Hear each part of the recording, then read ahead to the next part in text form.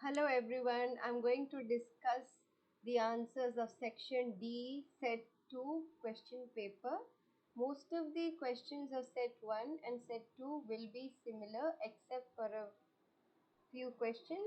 Let us start with the answers of section D. These are long answer type questions. Each question carries 5 marks. This is a very important section of the social science question paper because you have to write at least 4 or 5 lines in the answers of these questions. Can we do the 30th question? Analyze the role of Giuseppe Mazzini in unification of Italy, and the option B is the 1830s were considered the beginning of great difficulties in Europe. Analyze the statement. I'll explain the 30th question. I'll explain A part as well as B part. So the first question of A part is analyze the role of Giuseppe Mazzini in the unification of Italy. Giuseppe Mazzini was a great Italian revolutionary. He was a great revolutionary. He was from Italy. He was a strong supporter of nationalism. In 1831, he joined the secret society of Young Italy to reunite the youth for cause of Italian unification. He was a very popular figure in Italy. He truly supported nationalism. He founded the secret society. He believed that Italy should be united or become one as a single independent democratic republic. Through his writing, speeches, he spread the idea of nationalism and inspired people to fight against foreign rule. Through the revolutionary attempts, failed his ideas kept on failing due to why leaders like Count Cavour, Giuseppe, and Garibaldi were successful in uniting Italy in 1861. I hope I made myself clear. So even now, Giuseppe Mazzini is an iconic figure. He is an ideological force of unifying Italy. Now I'm going to discuss the B part of question D, analyze the process of unification of Germany. This is a very important question. This question has been asked several times in the board examination. So this is the important question. Analyze the process of unification of Germany. Before unification, Germany actually became one, Germany had 39 independent states. Prussia took the leadership under Otto von Bismarck, who believed in the policy of blood and iron. So Prussia took the leadership under Otto von Bismarck. They thoroughly relied on the policy of blood and iron. Bismarck united Germany through their wars against Denmark. 1846, Australia. 1866, France. 1870 to 71. There were obstacles or hindrances to German unity and brought German states together. 1871, German Empire was proclaimed at the Palace of Versailles, and Kaiser William I became the German Emperor. Now let's discuss the 31st question. The 31st question is as follows. This is a question of geography. Explain the role of industries in increasing air pollution and suggest three measures to reduce air pollution. Explain the role of industries in increasing air pollution and suggest how air pollution can be reduced. So let me discuss the answer. There are two options in every answer. Role of industries. Industries release smoke, dust, and harmful gases like sulfur dioxide, nitrogen oxide into the atmosphere. Burning fossil fuels in industries causes serious air pollution and affects human health and the environment.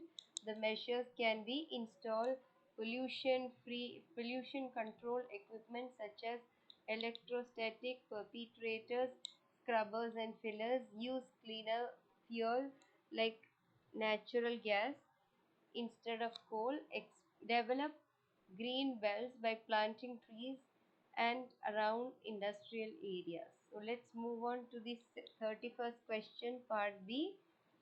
Now I'm going to show you how the question is like. This is the question of the 32nd question.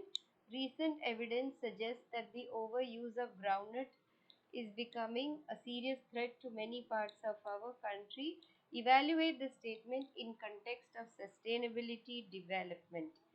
The answer is like this.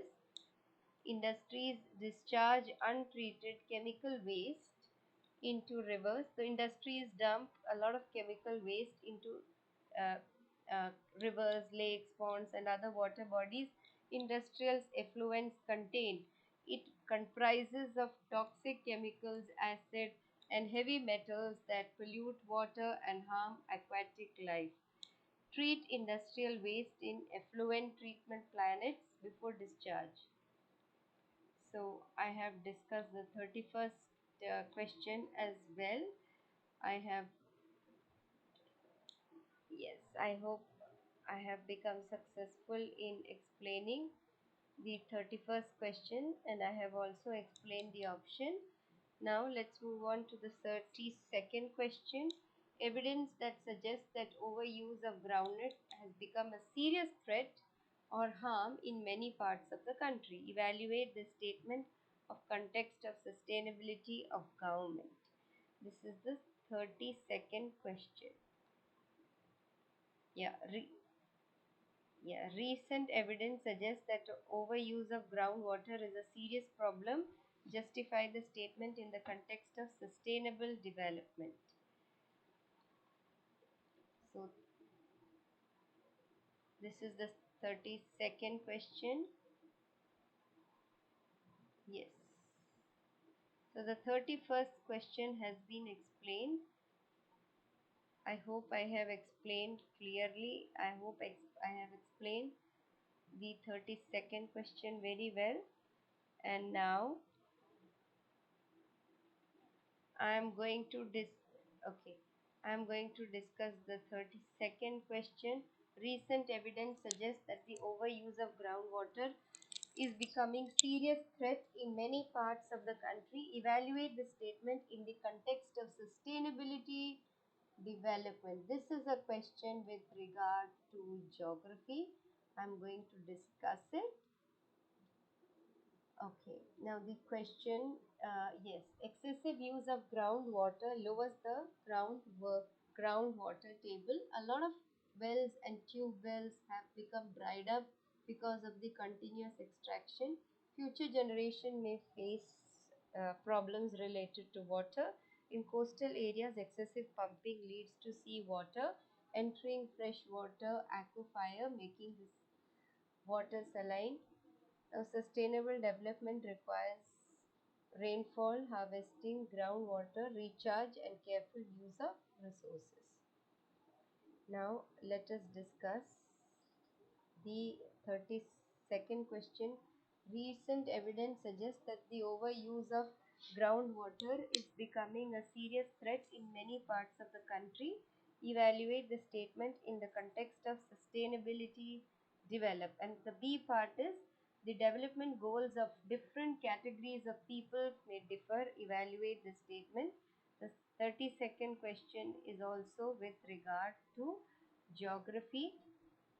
Now I'm going to, yeah, now I have explained the 32nd question. Yes, now I'm going to explain. I hope I have explained the 32nd question. Yes.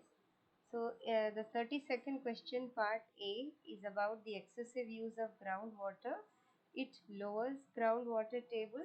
Many tubes and tube wells dry out because of continuous eradication.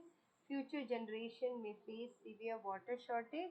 In coastal regions, excessive plumbing leads to seawater and entering freshwater aquifers, making the water saline. Sustainable development requires rainwater harvesting, groundwater recharge, and careful use of water resources. These are the points. Now, these are the points of 32nd question, part B. Explain the 5 measures for conservation and management of resources. So, yes, so this is the question. Follow the principle of reuse, reduce, recycle, promote sustainable use of resources. Yeah. Encourage rainwater and watershed management, increase afforestation and protest forests, create public awareness and ensure people's participation in resources. Now, can we discuss the 33rd question? We have already discussed the 32nd question. Explain any five bases for accessing the outcomes of democracy. Explain any five values of democracy. If you write 5 points, then it is well and good. Even if you write 4 points, you should include all the important points. So, this is with regard to the explanation of five basis for accessing the outcomes of democracy. Now, answer is, which are the five bases of accessing the outcomes of democracy? Now, answer is aut- accountable government, sorry. Democracy makes the government answerable to people. Responsive government, it leads to the needs and aspirations of the leader. Legitimate government or legal government. Democratic uh, governments are elected by people and enjoy full support. Economic growth and reduction of inequality. Democracy aims to achieve development while reducing social economic inequalities, dignity and freedom of citizens. Democracy protects individual rights and promotes equality and dignity for all. So, yes, I hope I have explained really well. So, I'm finishing off the class for now. Thank you so much.